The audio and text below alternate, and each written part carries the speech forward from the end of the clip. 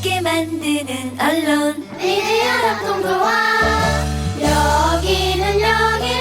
여기는 국민TV. 함께 만드는 언론 미디어 협동조합. 여기는 국민TV.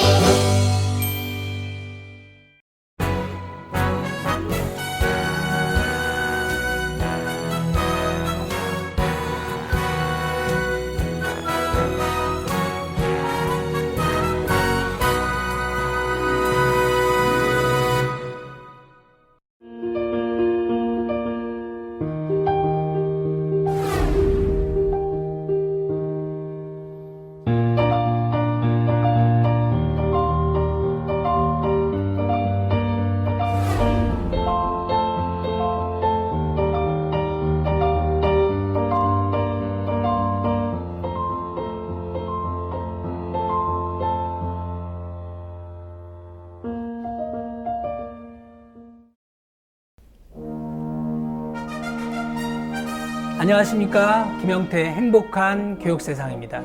지난 2014년 지방선거에서 전국 17개 시도교육청 가운데 무려 13명이나 이른바 진보교육감이 당선되었습니다.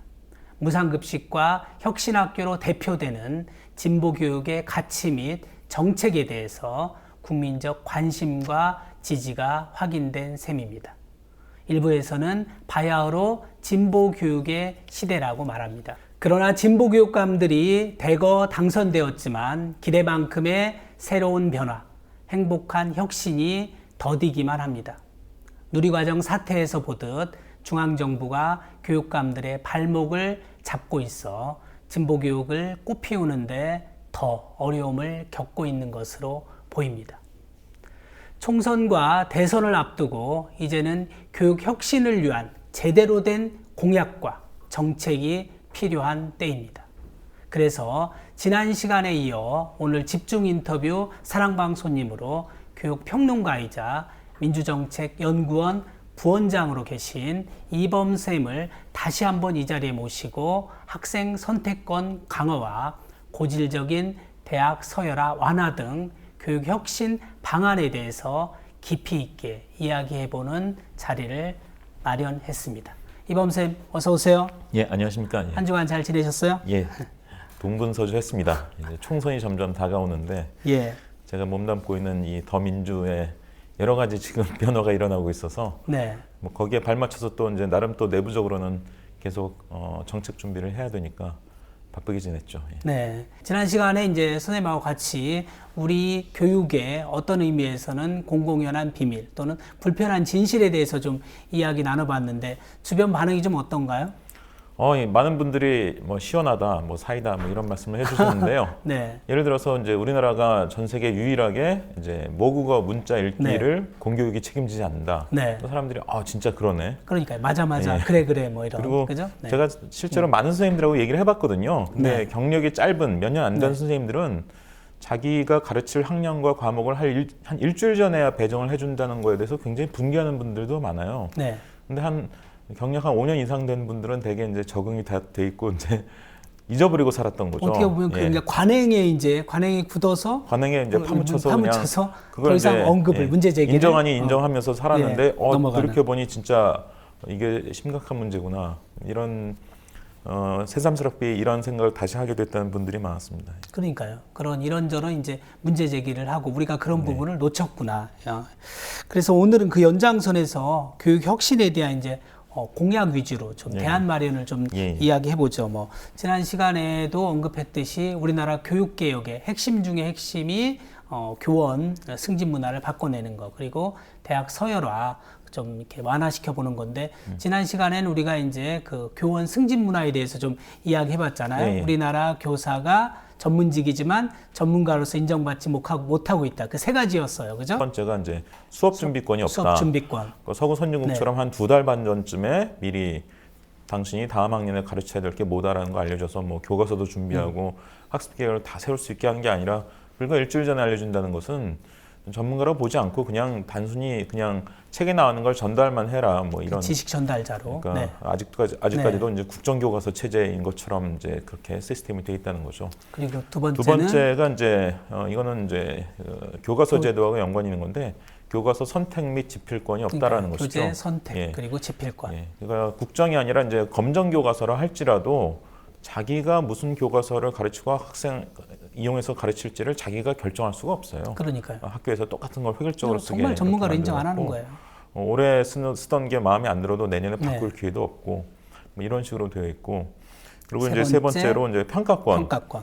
그러니까 이건 사실 교육학의 상식이죠. 네. 자기가 가르치는 학생을 자기가 가르치는 게 맞는 평가하는 게 맞는 거고 건데. 예. 실제로 서구 선진국의 초중고등학교 그리고 이제 우리나라에서도 대학 같은 데서는 그렇게 되어 있거든요.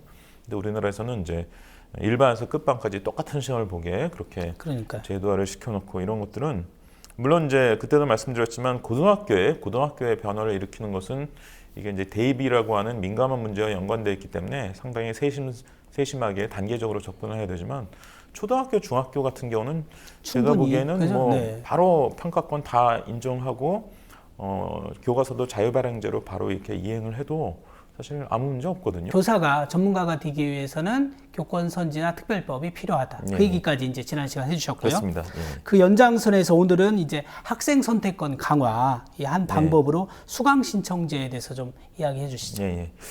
그 사실 이제 지난번에 얘기했던 교권 네. 선지나 특별법은 이제 교사들의 이제 자율과 권한을 어떻게 확장해 줄 네. 것이냐의 문제였는데 그 수강 신청제 지원법을 제가 이제 네. 지금 그 입안을 하고 있는데 네. 수강 신청제라고 하는 건 이제 교사가 아니라 학생의 그렇죠. 이제 자율과 권한을 어떻게 확대해 줄 것이냐.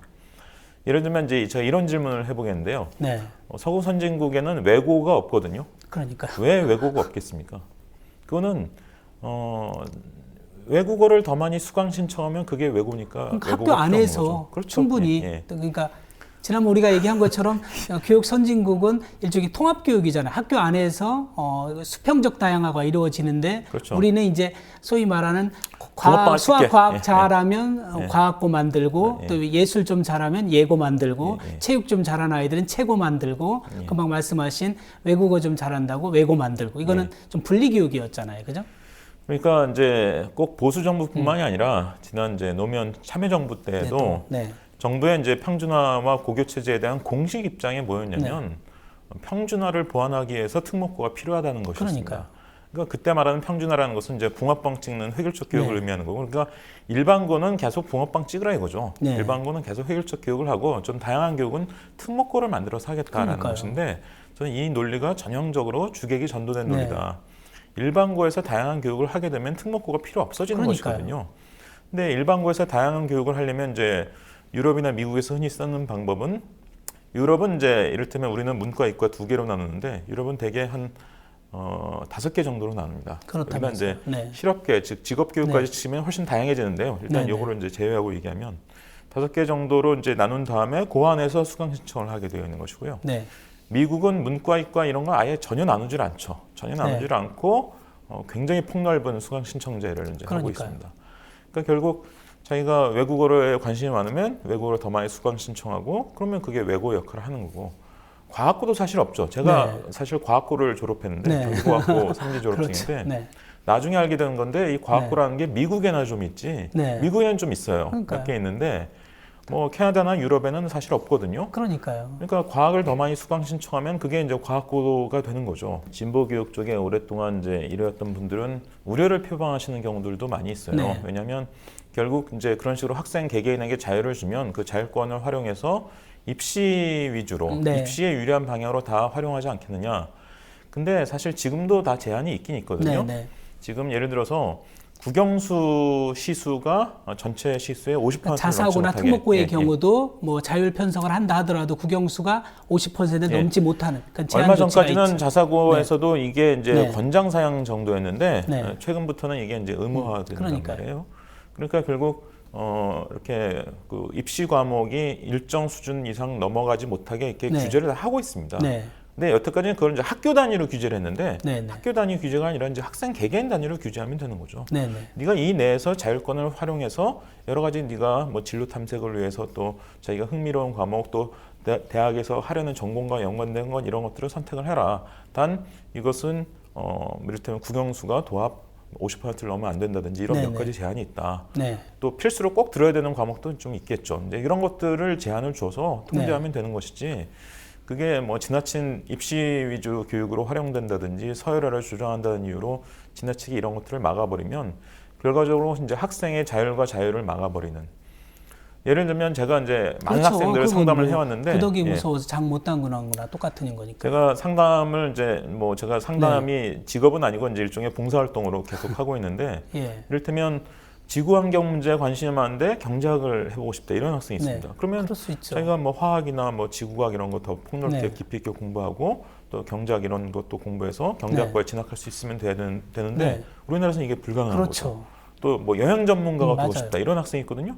그러면 이제 뭐 지리나 역사, 지리 역사 과목 더 많이 배우고 외국어 조금 더 다양하게 배울 수 있게 해주면 좋겠는데 이게 불가능한 거예요 우리나라에서는. 아니 그러니까 요즘은 이제 융합 또 뭐 통섭형 인간 이런 걸 그러니까 육성하는 게 말로만 목적이라고 융합해요. 그러면서 사실상 아까 일부 아이들은 물론 이제 문과 성향의 아이, 이과 성향의 아이도 있지만 두 개를 또 국어도 그럼요. 잘하면서 또 수학도 잘하는 금방 말씀하신 것처럼 과학에 관심 많으면서도 역사에 관심 많은 아이도 있거든요. 그럼요. 예.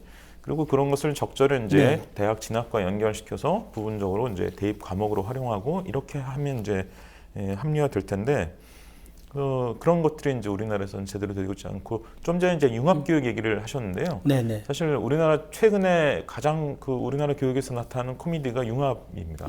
맞아. 그러니까 융합교육 한다라고 문이과 없앤다라고 해놓고 지금까지 정부가 발표한 것은 고작해야 고1 때 통합사회 통합과학이라는 걸 만들어서 그걸 배우게 한다. 네. 이게 융합이라는 거예요. 근데 정작 중요한 건 고2, 3 때 배우는 이른바 심화선택 과목. 네. 이것에 의해서 여태까지 문과, 이과가 나뉘었거든요. 그러니까요. 여기에 대해서 지금까지 정부가 한마디도 얘기하고 있지 않습니다. 네. 그러니까 이렇게 되면 제가 보기에는 6차 교육 과정이 반복될 가능성이 높아요. 6차 교육 과정 때 이른바 공통과학, 공통사회라는 걸 만들어서 1학년 때까지, 고1까지 그걸 똑같이 배우게 하고 고2, 3 때는 결국 문이과를 나눴거든요. 그러니까 우리가 융합 자꾸 얘기하는데 융합 이전에 뭐가 가능해야 되냐면 조합이 가능해야 됩니다. 다양한 조합이. 네. 이를테면 학생 개인의 성향과 하고자 하는 대학에서의 전공과 이런 것들을 종합해서 다양한 과목 조합이 가능하게 만들어 주어야 융합이란 게 이루어질 수 있는 기초 토대가 되는 건데 그러니까요. 그런 것 없이 이제 저 위에 높으신 분들이 자 이런 걸 똑같이 배우면 융합이다라고 네. 이렇게 밑으로 내려보내서 그거 똑같이 다 배우고 있으면 융합인 여전히 것처럼 상명하단식 생각하는 것은 융합을 전혀 제대로 이해를 못한 거죠. 예.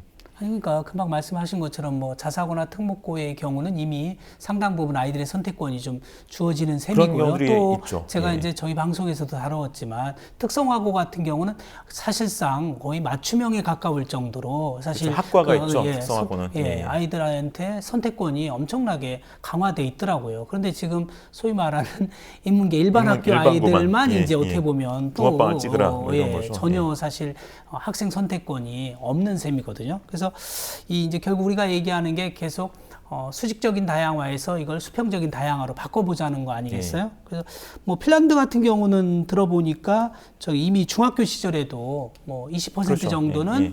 학생들이 선택 과목을 이수한다고 들었어요. 그러니까 핀란드가 이제 중학교 시절에 15 내지 20%가 이제 네. 대개 이제 외국어나 예체능을 중심으로 선택을 합니다. 네. 선택 과목의 비중이 중학교 때 이미 그 정도 되고요. 고등학교가 되면 아예 무학년제로 하죠.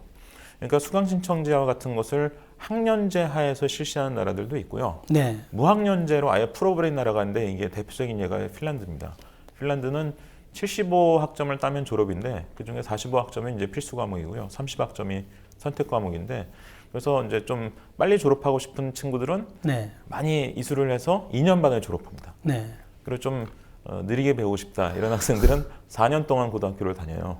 그러니까 우리가 이제 핀란드 교육을 굉장히 이제 많이 얘기하면서 정작 그 제도의 핵심적인 내용들을 좀 놓치고 있는 부분들이 좀 간과하고 있는 있습니다. 거죠. 예. 그러니까 아니 또 우리 입시도 지금 변화하고 있어요. 사실 이제 정시보다 수시가 어떤 의미에서는 거의 뭐 이제 70% 가깝게 수시 그렇죠. 전형으로 예, 되고 있기 때문에 고등학교 교육도 좀 수시에 더 방점을 찍어야 되는데 여전히 몇몇 학교들은 아이들을 아침에 일찍 불러내서 많이 공부시키고 저녁 늦게까지 자율학습시켜서 소위 말하는 막 닥달해서 예. 그러니까 수능 옛날 학력고사 시대 뭐 20년, 30년 전 그 행태에서 크게 예. 벗어나지 못하고 있거든요.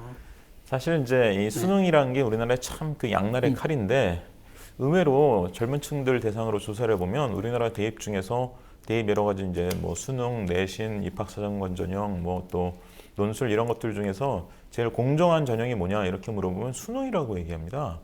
그러니까 수능이라는 게 사실 논술이나 네. 입학사정관 전형은 부모의 힘이나 사교육의 힘 이런 것도 미칠 가능성이 커지고 그러는데 수능은 어쨌든 정보가 다 개방돼 있고 뭐 개인적으로 준비할 네. 수도 있는 거고 그러니까 이제 그걸 공정하다고 여기는 건데요. 하지만 수능이라는 게 양날의 칼이라고 그러니까요. 말씀드렸잖아요. 이게 사실 공정성은 있지만, 객관식으로 이제 정답이 있는 걸 빨리 찾는 훈련을 하는 건데 서구 선진국의 고등학교 중에서 수업 시간에 객관식 문제집을 풀고 있는 나라는 한 나라도 그러니까요. 없어요. 핀란드 독일도 다 네. 성적순으로 선발해요. 그 네. 대학에서 선발할 때 다만 그 성적의 의미가 우리처럼 그러니까요. 객관식으로 뭐 정답 딱딱 맞추는 게 아니라 되게 이제 평가가 다 논술형이죠. 그래서 그렇죠. 자기의 생각을 네. 발전시킬 기회를 주고 그거를 진작시키면서 그것을 이제 또 부분적으로 대입에 활용하고 이런 식으로 이제 되어 있는 건데 아니 어쨌든 이제 시대가 변화하고 예. 있어서 학생 선택권을 강화해야 된다는 건 이제 뭐 다 이구동성으로 얘기하는 것 같아요. 그렇죠. 그러면 예. 수강 신청 지원제가 되면 어떤 이제 어떻게 보면 어떤 점이 좀 달라지고 좋아질까요? 일단 지금 기회가 굉장히 좋다는 걸 이해하셔야 네. 되는데요. 지금부터 고등학생 수가 급격히 줄기 시작할 겁니다. 네네. 이른바 이제 저출산 네. 여파가 고등학교까지 이제 미치게 되는 거죠. 네, 그러면 이제 남는 교실들이 생기기 시작합니다. 네, 이미 그렇게 된 지역들이 꽤 있습니다. 그렇죠. 네, 그러면 사실 수강 신청제를 하려면 지금보다 교실이 더 많이 필요하거든요. 당연하죠. 네. 그리고 이제 이를테면 공강 시간 이런 것도 네. 생깁니다. 뭐 시간표가 이제 대학 네. 시간표 비슷하게 나올 수 있기 때문에 그러니까 공강이 더 많이 필요한데 그것도 물론 다양하게 이제 예. 무슨 이제 요새 블록제 해가지고 이제 50분 수업이 아니라 물론 뭐 그렇습니다. 90분 수업을 예, 예. 할 수 있고 교실을 또 칸막이처럼 반으로 나눠서 예, 뭐 그런 그렇게 아이디어들도 좀 나오고 이제 있죠. 유연성도 예, 발휘할 예, 수 예. 있죠. 네. 근데 어쨌든 전체 공간이 네. 좀 이제 여유가 생기게 되면 수강 신청제를 해볼 수 있는 이제 네. 물리적인 여건이 마련되는 그렇죠. 것이거든요. 근데 이제 거기에 추가로 필요한 것이 수강 신청제를 하면 학생 수당 교사가 조금 더 많이 필요합니다. 그렇죠. 그리고 이제 좀 소수의 학생들만 이수하는 과목 이런 것들도 생기고 하니까 교사도 조금 지원을 더 해줘야 되고 뭐 순회 교사제라든지 네네. 사실 이제 뭐 온라인 학점 취득제 놀랍게도요 뭐 온라인 학점 취득이라든지 이런 수강 신청제 같은 것들이 지금 법으로 다 가능합니다. 지금 법으로 다 가능하고 이미 하고 있는 학교들이 있죠. 네네. 대표적으로 수강 신청제를 모범적으로 하는 학교들이 이제 경기도의 혁신학교인 뭐 이후학교라든지 용인의 흥덕고등학교라든지 이런 학교들이고 놀랍게도 그 자사고이지만 충남의 충남삼성고가 네. 그 수강 신청제를 굉장히 모범적으로 하고 있는 학교거든요. 예. 근데 그 비하인드 스토리가 있죠. 그 충남삼성고의 교장선생님이 네. 이후학교 학부모입니다. 또 그런가요? 그러니까 이후학교에서 그런 아이디어를 네. 얻고 네. 그거를 더 구체화시키고 발전시킨 모델을 충남삼성고라는 자사고가 이제 개교할 때부터 이제 그렇게 실험을 하고 해봐서 있다면서요. 네. 이미 이제 안착을 시킨 거죠. 네. 그러니까 사실 지금 어떤 법제 지원 없이도 부분적으로는 하고 있는 거예요. 하지만 우리나라 공교육 시스템을 전체적으로 보면 그래도 이걸 좀 그쪽 방향으로 가도록 유도하고 지원하는 법이 있어야 그럼요. 좀 빠른 속도로 진행이 그리고 되는 또 경향이 있기 전국적으로 때문에, 확산되는 것도 있고요. 그래서 왜냐하면 수강신청제 네. 지원법이라는 게 좀 필요하다. 그러니까요. 예. 교육 본연의 모습으로 지금 돌아가자는 말씀이고 그러기 위해서 물론 이제 교실을 좀 더 늘린다든지 학교를 좀 더 늘릴 수도 있겠죠. 뭐 그런 그렇죠. 것은 그런데 국민들이 동의하리라고 보고요. 또 사실 지금도 교원에 대한 법적 정원 엄청나게 턱없이 부족하지 않습니까? 금방 그러면 신규 교사를 더 뽑아야 되면 청년 일자리 또 그렇죠. 예. 그 그런 측면에서도 거에도 되고 영향을 주겠죠. 경제적인 측면에서 어떤 의미에서는 더 교육에 대한 투자니까 나은데 참 이 부분을 참 중앙정부가 강구하고 있다는 게 안타깝고요. 그 다음에 이제 우리가 수평적 고교 선택제 이 부분도 예. 좀 한번 언급하고 넘어갈까요? 그러니까 사실 이제 학교 안에서의 다양성을 높이기 네. 위해서 수강 신청제라는 것이 네. 이제 도입돼야 되고 네. 거기다가 이제 그 고등학교 전체 체제를 어떻게 바로잡을 것이냐. 지금 이제 수직적으로 위계화가 딱 되어 있잖아요.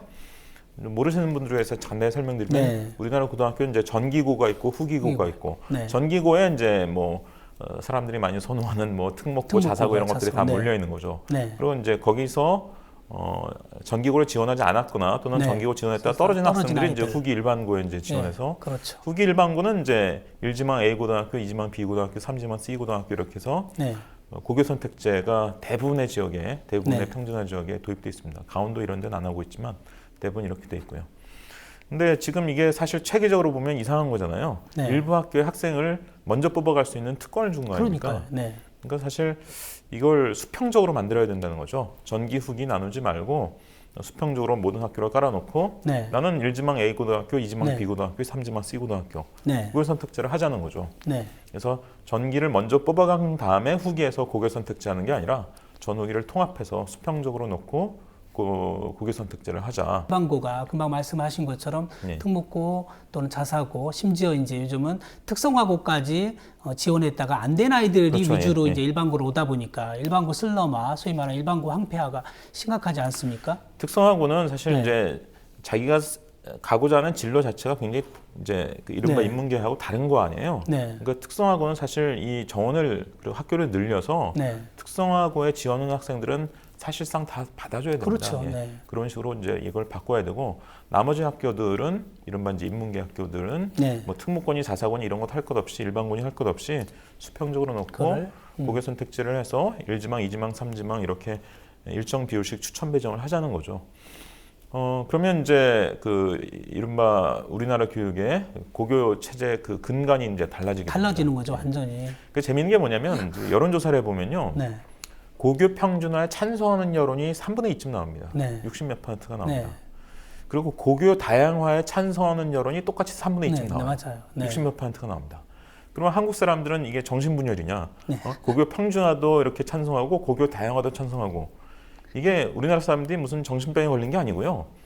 평준화를 찬성할 때는 그러니까 그 성적순으로 뽑아가지고 165, 265, 365 이렇게 그렇게 하지 말라는 거죠.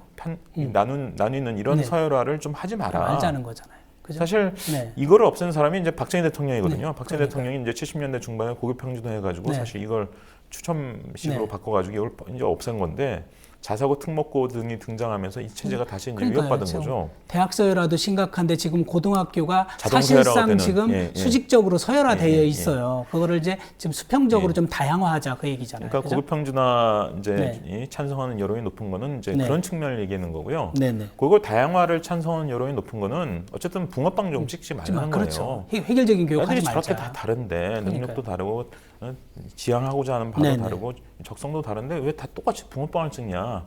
그거를 다양화시키라는 얘기거든요. 그러니까요. 그러니까 우리나라 국민들이 이제 다양화도 찬성하고 평준화도 찬성하는 것을 그 이면을 우리가 잘 이해하고 거기에 맞는 제도를 발전시킬 필요가 있다. 그러니까요. 그거에 대한 또 하나의 이제 대안과 또 몸부림이 이제 혁신학교고요. 네. 그러면 이제 이렇게 수평적인 고교 선택제가 만약에 시행이 되면 일부 사립학교들은 도저히 자사고 또는 특목고 운영하지 그렇죠. 못하겠다. 네. 이런 네. 또 그렇게 나오는 사립학교들이 있을 수 있지 않겠어요?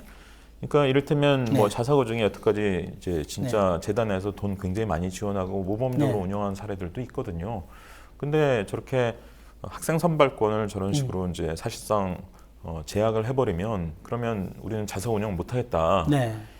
이런 경우에 이제 일반고나 이제 다른 유형의 학교로 전환할 수 있게 해주든가 특수한 경우에는 사실 국가에서 특별법을 제정해서 예. 그거를 사들이는 것도 네. 그래서 이 재단은 무슨 장학 사업이라든지 다른 종류의 사회 사업을 하도록 하고 그 재단의 자산이던 이제 학교는 공립이나 공립으로 바꿔가지고 국가가 이제 운영하는. 그리고 이제 아무래도 과학고나 영재학교도 좀 달라져야 되지 않겠어요? 그러면요?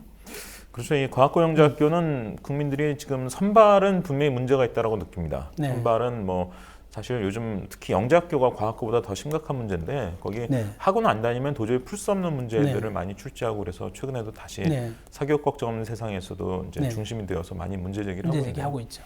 근데 어쨌든 그런 교육이 좀 필요하다는 인식은 어쨌든 폭넓은 공감대가 있는 것 같아요. 네. 그 학교에서 벌어지는 네. 그런 유형의 교육이 좀 이른바 영재 교육이라는 게 필요하긴 한데 선발을 저런 식으로 하지 말자. 메고 나와서 법대에 간다든지 또 지금 과학고 나온 아이들이 대부분 일부 아이들이 의대를 진학하는 것은 과학고의 취지에는 사실 어긋나는 거잖아요. 그죠? 그렇죠. 특히 과학고는 전부 공립이거나 국립입니다. 네. 그리고 엄청난 사실 예산을 그래서 학생 투자하고 일인당 예산을 있어요. 엄청나게 네. 국민 세금으로 지원하고 네, 있는 그렇죠. 것이거든요. 그러니까 그에 합당하게 이공계 진학을 원칙으로 하는 게 저는 맞다라고 봐요.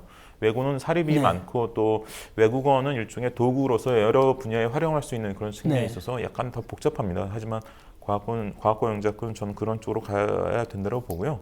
기본적으로 저는 과학고 영재학교가 좀 위탁교육기관으로 전환하는 게 필요하다고 봅니다. 예. 그러니까 위탁교육기관이란 사실 이제 이 학생이 얼마나 영재성을 가지고 있는지를 제일 쉽게 판단할 수 있는 사람들은 교사들이거든요. 예. 그러니까 우리 학교 얘는 진짜 영재이고 좀 특수한 교육이 필요한 것 같다라면 교사가 네. 추천해서 그 영재학교나 과학고에 가서 위탁교육을 받는 거죠. 그러니까 그러니까 졸업장은 이제 그렇게 해야 소속학교에서 오는데. 받는 거죠. 예, 맞아요. 졸업장 소속학교에서 받는 거지만, 그러니까 우리나라 중학생이나 고등학생 가운데서 진짜 학교에서 특이하게 눈에 띄어서 추천받아서 위탁교육 받고, 네.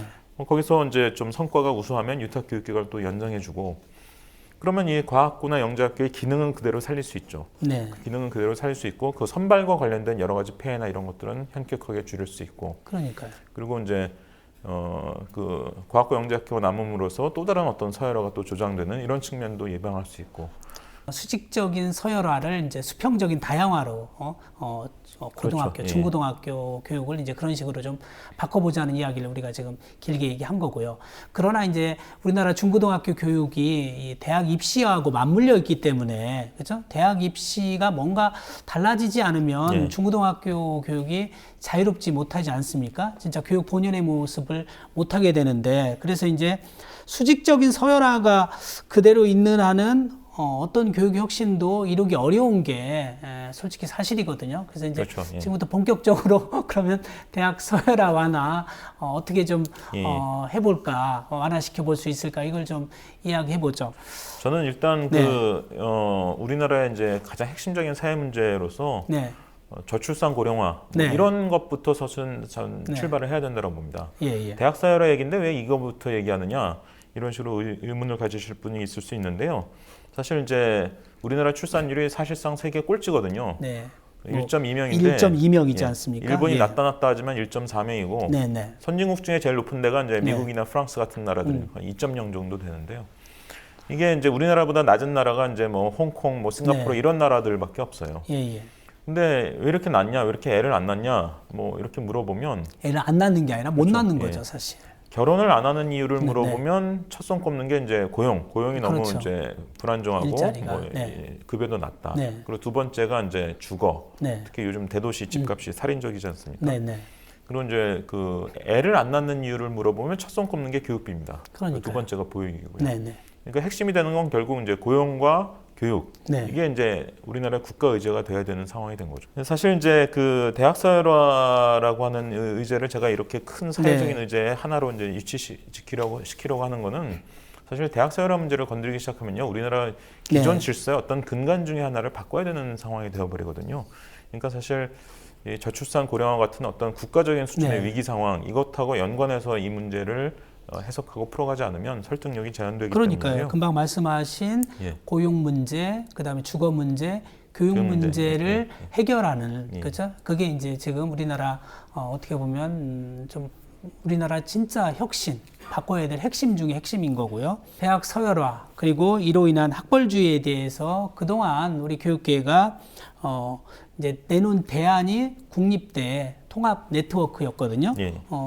이 부분은 뭐 지난 문재인 대통령 후보도 사실 공약했던 예, 지난 대선의 내용이기도 공약이기도 했습니다. 했죠. 예, 예. 그렇죠? 그 취지를 조금만 설명해 주실까요? 쉽게 얘기하면 이제 서울대를 전국에 만든다, 뭐 이런 네. 거고요. 국립대 통합이라고 했을 때 네. 핵심이 되는 건 결국 이제 학부 공동 운영 뭐 이런 네. 것인데, 학부 공동 선발 내지는 학부 공동 운영 이런 건데요. 지금 이제 우리나라 거점 국립대가 16개 네. 있고, 이제 기타 국립대가 치면 이제 20여 개 이제 국립대가 네. 있는데, 국립대까지 합치면 한 25개, 26개 정도 된다고 그렇게 해요. 네. 얘기하더라고요. 근데 네. 이 국립대의 학부 선발 내지는 운영을 이제 통합을 네. 하면, 그러면 학생들이 쉽게 얘기하면 이제 전국의 서울대가 이제 20여 개 된다. 뭐 그렇죠. 이런 상황을 이제 만들 수 있다는 거죠.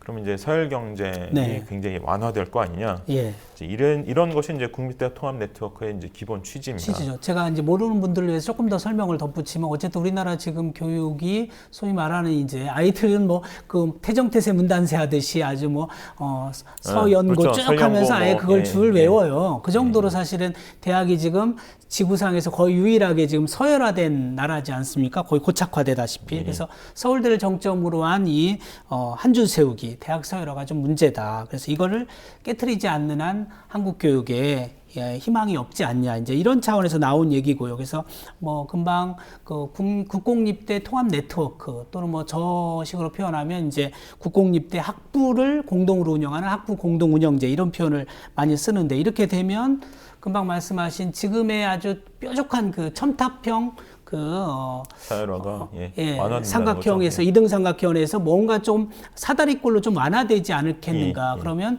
부산에 있는 아이가 그냥 서울대 안 오고 부산대 갈 수 있고 또 광주에 있는 아이가 전남대를 가서 교수 요즘 수준도 비슷하고요. 또 판검사처럼 교수도 순환할 수 있으니까 거기서 또 국공립대학이니까 반값 등록금도 시행하고요. 그리고 또 전남대나 부산대 나온 아이들을 그쪽 지방에 취업하면 여성 할당제처럼 약간 그런 우선제를 주고 그러면 지역 균형에도 좀 발전되지 않겠냐. 이런 여러 모도에서 좋은 취지로 얘기하는데 굉장히 그러나 이제 한계도 있어요. 그렇죠. 그죠? 예. 네. 제가 이제 국립대 통합 네트워크안을 제가 좀 비판하는 것은 뭐냐면 이게 기본적으로 국립대 통합 네트워크가 지방에는 나름 어느 정도 성과가 있을 수 있습니다.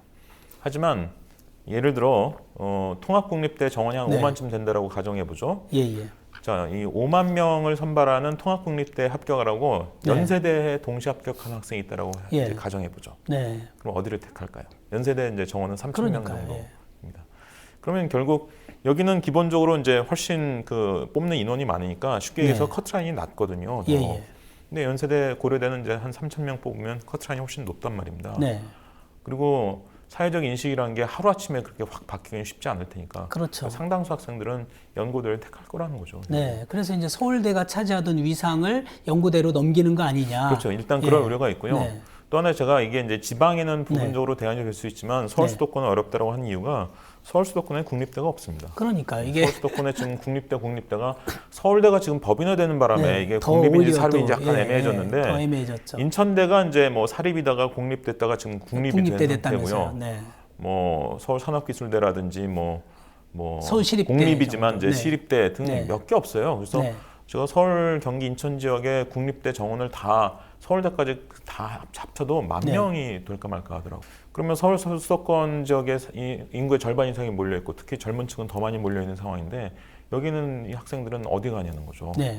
그러면 뭐 일부 이제 지방에 있는 국립대를 택해서 가는 학생도 있을 수 있겠지만 뭐 당연히 아까 말씀드린 것처럼 서울 수도권에 사립대 합격하고 통합국립대 동시 합격하면 사립대를 다 갈 거란 얘기죠, 결국. 그러니까 결국 이게 서울 수도권 지역을 중심으로 해서는 전혀 대안이 되기 좀 어렵다. 아니 그러니까요. 뭐 저희가 이제 고심의 고심 끝에 사실 내놓은 그 아이디어였는데 취지도 굉장히 좋고요. 그러나 이제 현실적으로 몇 가지 금방 어려움을 겪는 게 이제 일단은 수도권, 서울과 수도권에는 국공립대학이 좀 적더라. 그리고 요즘은 또 교통통신이 워낙 발달돼서 20년, 30년 전에는 지방에 사는 아이들이 서울에 오지 않고 거의 지방 국립대를 갔는데 많이 갔죠. 요즘은 이제 뭐 KTX도 생기고 또 대학생 과외도 되고 그리고 또 심지어 수도권 집중이 훨씬 학자금까지 심해졌죠. 그래서 이제 그러니까 인서울 서울로 하려고 더 하는 그게 선호하죠. 있기 때문에 이게 수도권 집중화가 더 심해져서요. 이걸 정말 깨트리는데도 어떤 식으로든지 서울대와 유사한 서울대 수준의 대학을 25개 더 늘려서 30개, 50개, 나중에 궁극적으로는 100개 정도 만들어야 되는데 그래서 이제 사실 이거 2000년대 초반에 이 국립대 통합 네트워크 처음 제안한 우리 경상대 정진상 교수님인가요? 이분이 사실 사립대도 좀 포함하자. 처음에 그 안이 있었죠. 그런 얘기 있었다면서요. 그게 이제 정진상 교수님이 처음 제안할 때는 의학전문대학원, 법학전문대학원 이런 것들이 지정되기 전이었습니다. 그러니까 명문 사립대들을 하고 거래를 하자는 것이었죠. 그렇죠. 너희들이 통합국립대 이 시스템에 들어오면 그 대신 법학전문대학원이나 의학전문대학을 의학전문대학원을 개설할 수 있는 권한을 주겠다라고 일종의 사회적 거래를 네. 하자. 네. 그러면 이제 사립대들, 명문 사립대들도 네. 통합국립대 체계에 이 네. 네트워크에 끌어들일 수 있다. 이게 이제 정진상 교수님의 이제 제안이었는데 뭐 사실 그게 처음 제안된 지 네. 벌써 한 15년쯤 지난 상황에서 그러니까요. 의학전문대학원은 이제 한때 늘어나다가 다시 네. 이제 지금 줄어들고 있는 상황이고 법학전문대학원은 이미 이미 이제 다 로스쿨은 다 뭐 이미 출범을 해가지고 이제 자리 운영이 되고 잡은 있는 거죠. 상황이란 말이에요. 그래서 그러니까 참 거래를 할 수 있는 어떤 매개도 지금 굉장히 지금 막연해진 이런 상황이 그러니까 되어버렸습니다. 기존 정부들이 사실 이 문제를 좀 심각하게 받아들였으면 이렇게까지 교육 문제가 지금 그게 왜 안 비워지지 풀리지 아십니까? 않았을까? 우리나라 그런 국회에요. 거예요. 그 네. 스카이 출신들이 너무 많아서 그래요. 그러니까 또 서울대 출신들의 어떤 기득권이나 그 반발도 있지 않겠어요? 그렇죠. 그러니까 네. 자기가 바로 이제 학벌 네. 경쟁의 승리자거든요. 네, 뭐 이게 뭐 보수든 진보든 제가 보기엔 큰 차이는 네. 없는 것 같아요. 네, 그러니까 국회 여의도 안에서 이제 국회의원분들을 쭉 만나보면 그 개개인들이 대개 스카이 출신들이고 이 우리나라 학벌 경쟁의 승리자들이기 때문에 네. 여기에 대한 문제의식이 상당히 적고 옛날보다 지금이 사교육 문제가 훨씬 더 심각해졌다는 걸 체감을 못하는 분들이 더 많습니다. 그래서 이게 이제 참 돌파가 안 되고 있는 상황이긴 한데 저는 어쨌든 그 기존 국립대 통합 네트워크의 이제 약점은 결국 네. 서울 수도권 지역의 사립대 네, 이걸 어떻게 끌어들일 수 있느냐 네. 이 문제라고 보고요. 대안이 몇 가지 있는데 이제 네. 서울 수도권 지역에 있는 사립대를 인수해서 국립대로 만들자. 이거 거의 불가능합니다. 네, 네. 또 서울 지역 네. 주변의 그린벨트에 국립대를 한 몇십 개, 한 20개 짓자. 그것도 이것도 뭐 불가능하죠, 지금 사실 네, 사실상. 돈이 없는데. 그러니까 저는 네. 일종의 사회적 거래를 하자는 거죠. 네. 정진상 교수님이 얘기했던 사회적 거래는 이제 의학전문대학원, 법학전문대학원 개설권을 매개로 한 사회적 거래인데 네, 저는 재정 지원을 매개로 한 사회적 거래를 하자는 네, 겁니다. 새로운 제안이네요. 그렇죠. 예. 그러니까 예를 들어서 연세대 고려대 교수님들한테 1년에 네. 1억씩 연구비를 더 주자는 거죠. 그러면 이제 막 한 학교당 1,000억 네. 넘게 들 겁니다. 한 학교당 1,000억 정도를 지원하자. 네. 1,000억 넘게 들 거고 이제 네. 서울 수도권 지역에 이제 네. 이를테면 필요로 하는 이 시스템에 필요로 하는 사립대가 한 30개다라고 치면 이제 네. 몇 천억 드는 거죠. 몇 조 드는 거죠. 네, 근데 제가 대충 계산을 해보니까 대략적으로 우리나라 정부 예산이 지금 380조 정도거든요. 좀 네. 있으면 이제 400조가 될 텐데 1% 내에서 가능합니다. 예, 그러니까 이 서울 수도권 지역을 중심으로 한 이 시스템에 포함될 이 사립대들에 돈을 주자는 거죠. 예. 그 대신 학생 선발권만 사회화시키도록 사회화시키자. 이렇게 하자는 지도 겁니다. 지금 사실상 중고등학교가 그렇게 하는 셈이잖아요. 사립도요. 그렇죠. 지금 평준화 체제 하에서 네. 사립 네. 고등학교들이 지금 뭐 그런 사실, 식으로 이제 네. 하고 있는 셈인데, 그러니까 이 사립학교의 기본적인 뭐 인사나 재정 등과 관련된 자율성은 그대로 인정을 해주고 예, 예. 학생 선발권만 가지고 거래를 네. 하자는 거예요. 일단 이런 네. 식으로 하면 사교육비가 극적으로 네. 줄어들 겁니다. 왜냐하면 네. 이를테면 정원 한 15만 명짜리 메이저리그 대학이 생기는 거죠. 학생 선발을 15만 명을 이제 공동을 하는 겁니다. 저는 이걸 이제 국공사립대 공동 선발이라고 하는데, 왜 15만 명 제가 이제 거칠게 계산을 해봤냐면 지금 고등학교 졸업하는 학생이 한 해 한 60만 정도 되는데요. 네. 2020년대 중반이 되면 40만 정도로 줄어듭니다. 일단 그렇게 된 상황에서 10만 정도는 대학을 안 갈 거예요. 네. 지금 대학 진학률이 다시 조금씩 떨어지고 있어서 지금 70%대가 되었거든요. 그러니까 40만에서 10만 정도는 대학을 안 갈 거고 30만 정도가 대학 진학을 희망한다고 했을 때 예. 그중에 이제 절반 정도를 계산하면 15만 명 정도 그러네요. 나옵니다. 예. 이 15만 명 정도를 지방은 이제 국립대를 중심으로 해서 일부 네. 사립대, 서울 수도권 지역은 뭐 당연히 사립대가 위주가 될 수밖에 없는데, 뭐 이런 식으로 이제 국공사립대 공동 선발을 할 수 있는 체제를 만들자는 거죠. 말하자면 이제 메이저리그 같은 걸 만들자는 겁니다.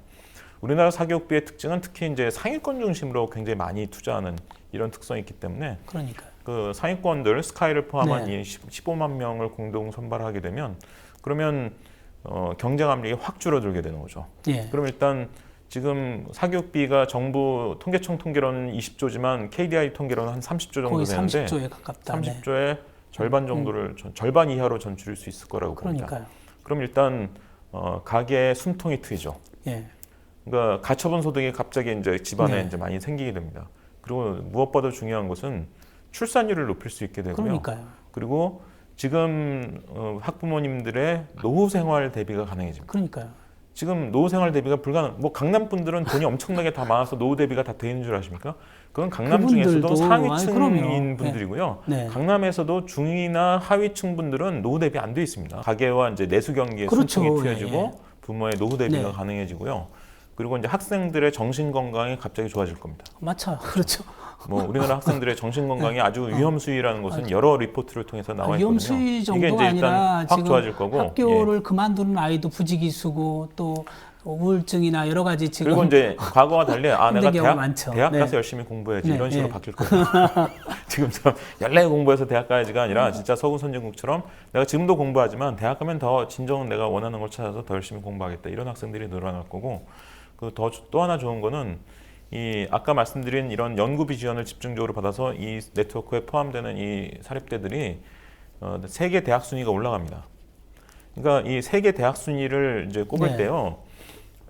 이 일부 순위는 안 그렇습니다만 전통적인 뭐 영국의 타임즈의 타임스의 그 대학 순위라든지 이런 것들은 대개 그 연구 성과를 가지고 순위를 매기거든요. 예. 그러니까 사실 전 세계 지금 대학 순위가 대체로 이공계 연구 그렇죠. 결과 성과에 대한 순위라고 그런 거칠게 순위죠. 그렇게 보시면 됩니다. 네네. 근데 이공계 연구 성과가 요즘은 투입하는 돈에 거의 비례해서 나오는 경향이 그러니까요. 있거든요.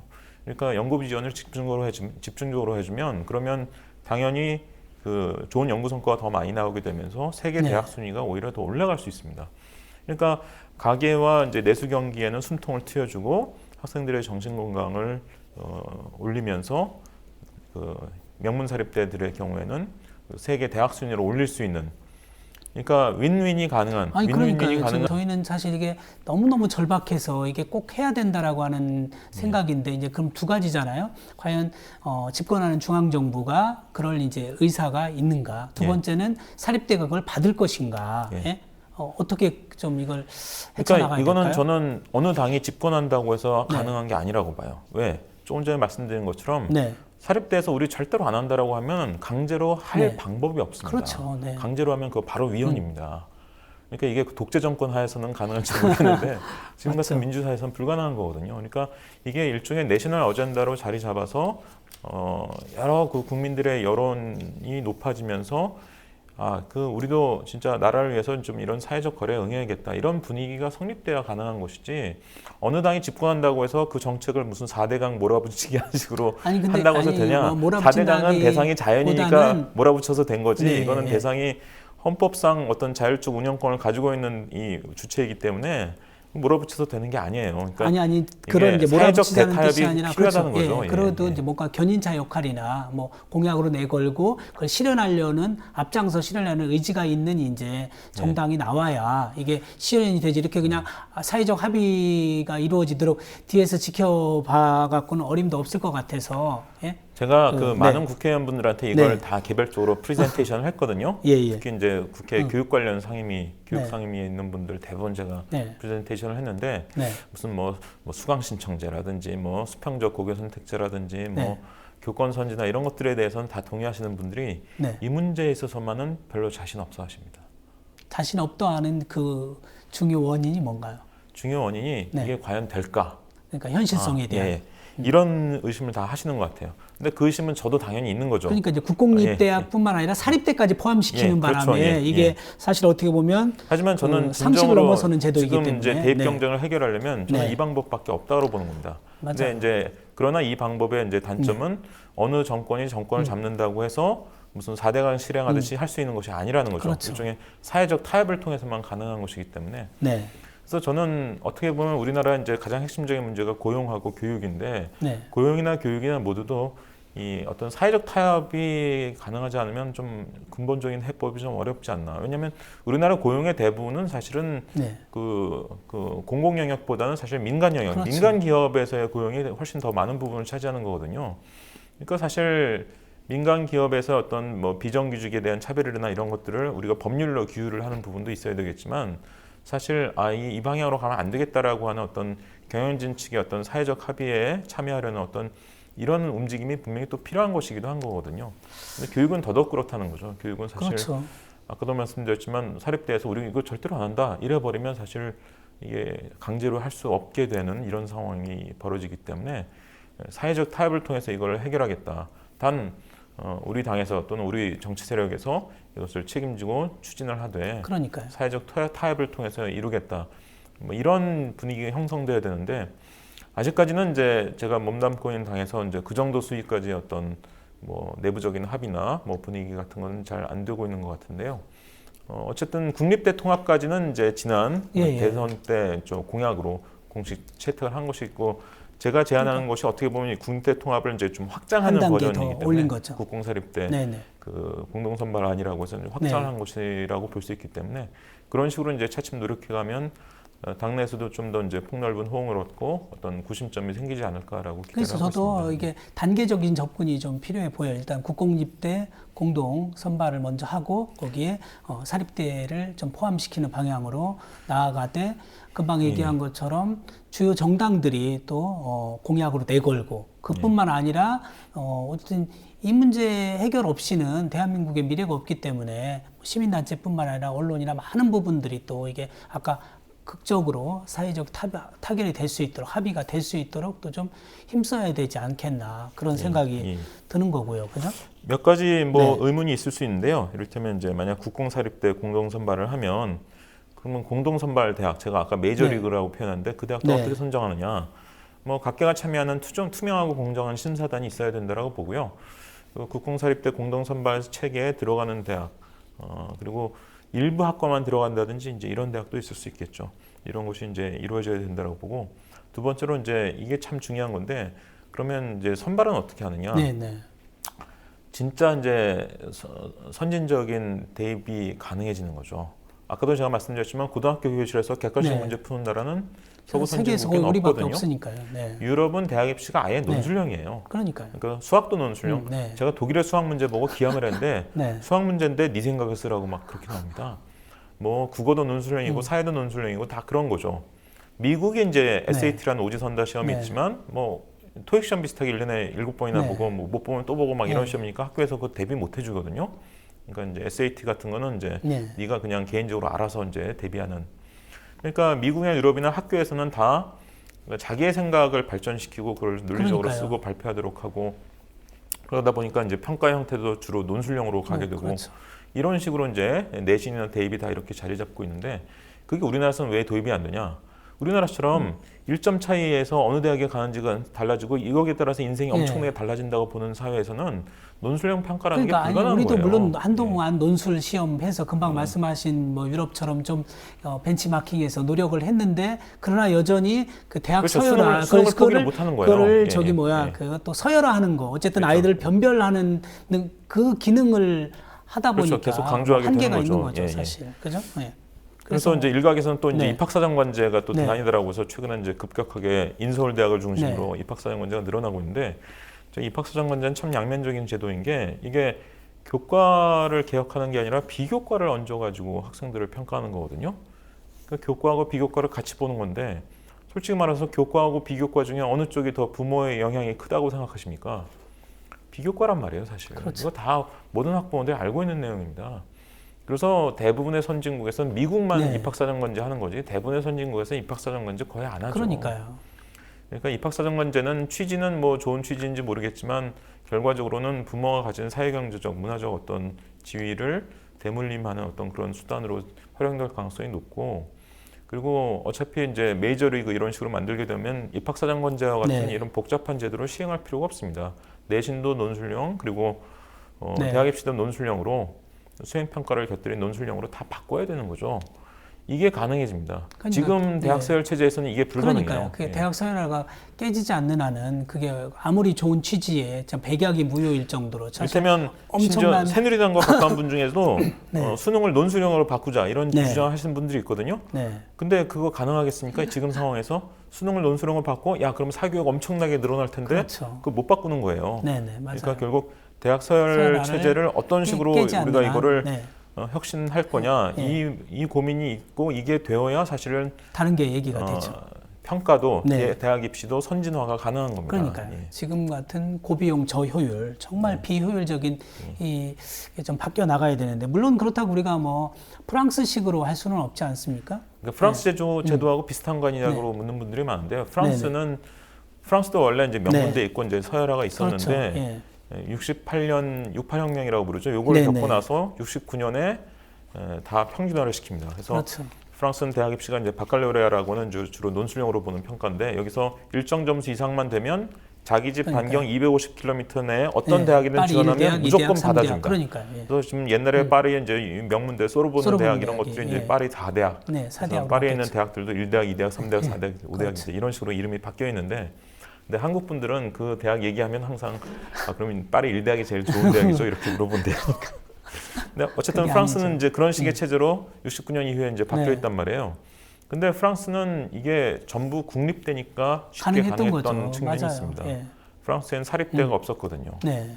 적어도 그랑제 꼴에 그쪽 이제 유럽 일부 사립이 나라들은 이제 있습니다만, 예. 교육만큼 국가가 책임진다는 생각을 갖고 그렇죠. 했으니까요. 영국의 이제 네. 뭐 옥스퍼드, 캠브리지 이런 데를 제외하고는 뭐 네. 독일, 프랑스, 스웨덴 등은 사실상 다 국립대고 사립대가 네. 있어도 다 돈을 정부에서 대주는 사립대입니다. 네. 그래서 우리가 생각하는 사립대가 아닌 거죠. 그러니까 결국 그런 체제가 상대적으로 쉽게 가능했던 건데 우리나라는 뭐 지금 존재하는 대학들의 85%가 사립대고 그러니까요. 재학하는 학생들의 75% 이상이 사립대를 재학하고 있습니다. 그러니까 사립대를 어떤 식으로 끌어들이고 사회적 타협을 할 거냐 이거 해결하지 그러니까요. 못하면 대학 서열 문제 해결 못한다는 그러니까 거죠. 이게 너무 이제 사실 저는 뭐 비정상 정도가 아니라 기형적이거든요. 사립의 비중이 이렇게 높은 나라가 그렇죠. 사실 예. 세계적으로 없는데 이 부분이 아까 이제 어떤 식으로든지 근데 뭐 손 놓고 있을 수만은 없고요. 금방 어쨌든 쌤이 제안한 내용들을 단계적으로 하나씩 이해시키고 설득시켜서 결국 나아가지 않으면 정말 이 비효율적인 쉽게 얘기해서 진보 보수가 합의할 수 있어야 되는 건데 좀 네. 보수적인 분들한테 꼭 드리고 싶은 얘기가 이 얘기예요. 고교 평준화 누가 했냐는 거예요. 박정희 대통령이 했습니다. 네. 그린벨트 누가 했습니까? 그 박정희 대통령이 했어요. 네. 국민의료보험 그때는 이제 처음엔 국민의료보험이 아니라 이제 직장의료보험에서 출발한 거지만 그건 네. 누가 시작했냐? 그 박정희 대통령이 한 겁니다. 좋든 싫든 어쨌든 현재 뭔가, 우리나라의 어떤 예. 그 근간을 이루는 굉장히 중요한 사회 제도들이 박정희 정부 시대 때 만들어진 것들이 많아요. 그러니까 결단이 필요한 거예요. 그렇죠. 그렇죠? 그러니까 사회적 합의도 뭐 필요하고. 보수는 당연히 그런 거 안 하는 네. 게 보수야라고 생각하지 마시고 보수에서 아이콘으로 삼고 있는 존재가 바로 박정희 대통령 아닙니까? 박정희 대통령이 굉장히 그렇게 혁신적인 사회 정책을 내놓기도 했다, 실행하기도 했다는 것을 좀 벤치마킹 하실 것을 좀 부탁드리고요. 네. 아까 처음에 말씀드렸던 이제 그 저출산 문제가 얼마나 심각하냐. 지금 OECD를 포함한 이제 그 세계 유수의 각 기관들에서 우리나라 2030년대가 되면 뭐 경제 성장률 0%대 0이 된다는 거 아니에요. 그죠? 네. 제가 더 끔찍한 보고서도 봤는데요. 제가 삼성경제연구소의 네. 보고서를 보니까 2040년대가 되면 마이너스가 된다고 나옵니다. 마이너스 때 또 어느 순간 되면 지구에서 대한민국이 사라지는 거다. 거죠. 심지어 뭐 네. 그런 얘기를 하시는 분들도 있는데 네, 그거야 네. 뭐 한참 되니까 네. 그렇다 쳐도 그러니까 이게 국가의 존망이 걸리는 의지라는 거죠. 네. 그러니까 이 진보 보수를 정말이에요. 떠나서 네. 대한민국의 생존이 걸린 거예요. 국가가 네. 제대로 국가답게 생존하고 나름대로 뭐 경제가 잘 돌아가고 사람들이 삶이 나아지게 만들려면 교육과 고용이라고 하는 이런 문제들에 있어서는 사회적 타협을 해야 된다. 그러니까 기존에 우리가 하지 않았던 어떤 대담한 상상력이 좀 필요하다. 이런 말씀을 보수적인 분들에게 꼭 드리고 싶습니다. 네, 그리고 이제 일부에서는 또 학력 학벌 차별 금지법하고 연계해야 된다. 이제 이런 말씀을 하잖아요. 왜냐하면 독일이나 이런 사회에 가면 그렇게 우리처럼 대학을 나오지 않아도 적어도 승진이나 임금에서 큰 차별을 받지 않기 때문에 그렇죠. 예. 그래서 이것과 우리나라는 좀 고졸로 연계시키는 들어가느냐 문제. 대졸로 들어가느냐에 예. 따라서 승진 트랙 예. 자체가 아예 다른 경우들이 다르잖아요. 많죠. 예, 그래서 예. 직군도 내부에서 아예 다 다르게 설정하고 그래서 절대로 넘나들지 못하게 하고 직장 내에서 그런 경우들이 많은데 사실 그런 건 이제 시급히 바로잡아야 되는 것이라고 보고요. 이제 학력 차별 금지법이라고 하는 것은 이제 네. 고졸이나 대졸이냐 이런 대졸이냐에 거에 따른 따라서. 차별을 네. 금지하는 거고 그다음 학력 학벌 학벌들. 금지법까지 가면 이제 대학 중에 어느 대학을 어느 나오느냐에 대학을. 따른 차별 없애자는 건데 이건 아까 말씀드린 것처럼 만약 우리가 국공사립대 공동선발 메이저리그로 한 15만 명 정도가 가능해지면 학벌 차별 금지법은 사실 불필요해지는 거죠. 그거는. 아니 그러니까 지금 근데 이제 사실 학력 차별, 네. 고졸이나 대졸이냐 이런 네. 거에 따른 차별이 오히려 더 근원적인 차별일 수도 있는데 이거는 뭐 좀 강력한 법을 제정해서 그러니까 막는 것이 필요하다고 지금 봅니다. 이제 지연이 작용할까 봐서 지금 본적을 이력서에 못 쓰게 하고 있지 않습니까? 얼마 전부터 그렇게 하고 그렇게 있죠. 하고 있는 예, 것처럼 마치 또 지금 망국적인 대학 서열화 이걸 좀 해결하기 위해서 뭐 거의 적어도 저기 아니, 공무원 시험이나 이 국공립 관련된 해당되는 데서는 뭐 공문서에 학력이나 학교 예. 이름을 표기를 못하게 하자. 이렇게 그래서 미국이나 유럽에서는 그러니까 과거의 심지어 간판이 아닌 현재 실력으로. 이력서에 사진도 네. 못 넣게 합니다. 사진까지 돼요. 네. 그걸 보고 이 사람의 인종이나 이런 것들을 판단할 수 있고 그거에 네. 따른 차별이 있을 수 그렇겠네요. 있으니까 예. 그것도 못 넣게 하는 경우들도 많아요. 마치 또 우리 예. 저기 입시 시험에서 다 인적사항 봉하고 내용만 갖고 그렇죠. 평가하는 예, 것처럼요. 예. 더 나아가서는 뭐 그런 게 사실 필요하겠네요. 오늘 또 이야기 나누다 보니까 시간이 금방 또 다 지나갔어요. 끝으로 조금 강조하고 싶은 말씀 계시면. 예. 저는 우리나라 이제 네. 진보적인 교육 쪽에 네. 동의하거나 참여하고 있는 분들이 아이를 위해서 뭘 바꿔야 된다 네. 이런 얘기들을 많이 하시는데도 네. 저도 뭐 당연히 절감합니다. 저도 첫째가 중1, 둘째가 초5, 셋째가 이제 초2 그리고 이제 넷째가 이제 올해 이제 초등학교 들어갔는데요. 어깨가 무거우시겠어요. 저도 학부모니까 네. 그러니까요.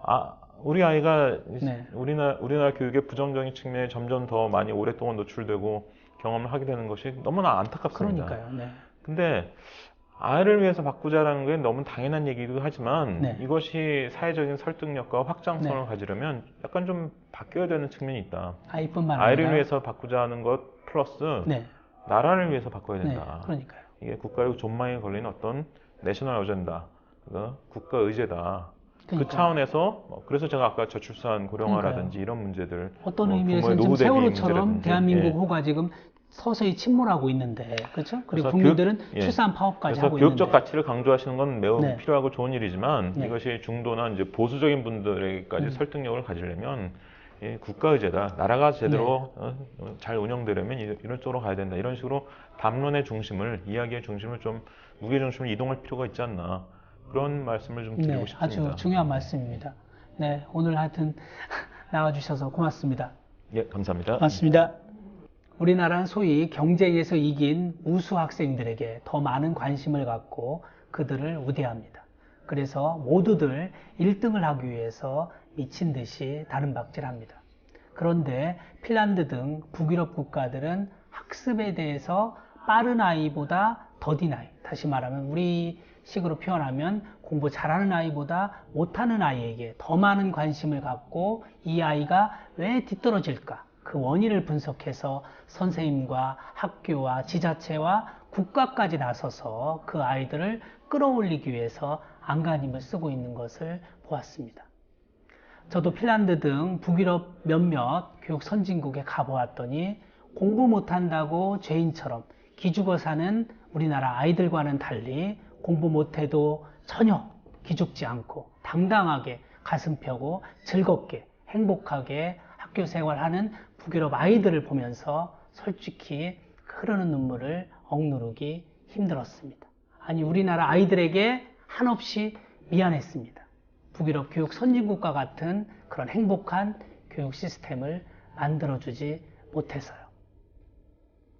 지난 시간과 오늘 2시간에 걸쳐서 우리 교육의 불편한 진실 그리고 바람직한 대안이 무엇인가 이것에 대해서 깊이 있게 이범쌤과 이야기 나눠봤습니다.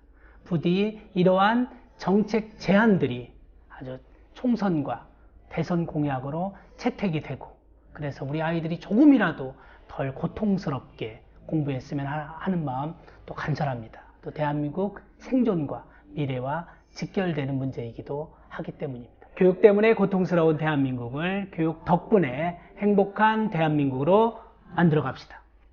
오늘 방송은 여기까지입니다. 시청해 주셔서 감사합니다.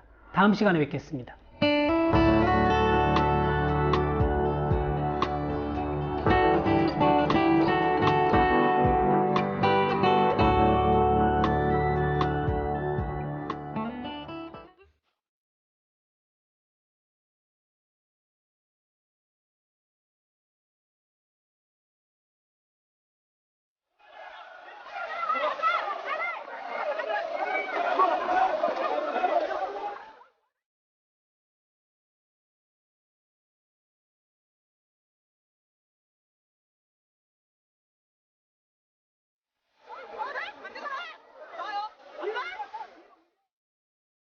안녕하십니까.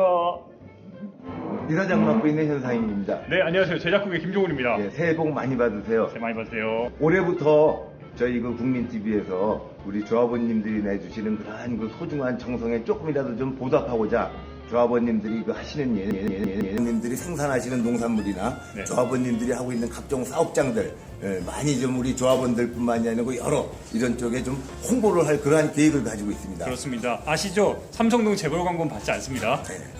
그런 것들을 좀 많이 저희들에게 이렇게 알려주시면은 저희가 여러분님께서 그 광고하시는 그러한 내용들을 우리 TV 통해서 우리 여러분들의 그 사업들을 좀 잘 될 수 있도록 이렇게 홍보할 계획을 세우고 있습니다. 예, 문의는 아래 보이시는 이메일 주소로 보내주시면은 성심성의껏 답변드리겠습니다. 네, 저희 국민TV가 우리 조합원님들의 그러한 그 정성에 조금이라도 보답하고 여러분님의 그 소중한 뜻을 더욱더 크게 결실 맺고 열매 맺을 수 있도록 저희가 올해도 혼신의 힘을 다해서 파이팅 하겠습니다. 고맙습니다. 국민TV 파이팅! 파이팅! 마치겠습니다. 고맙습니다.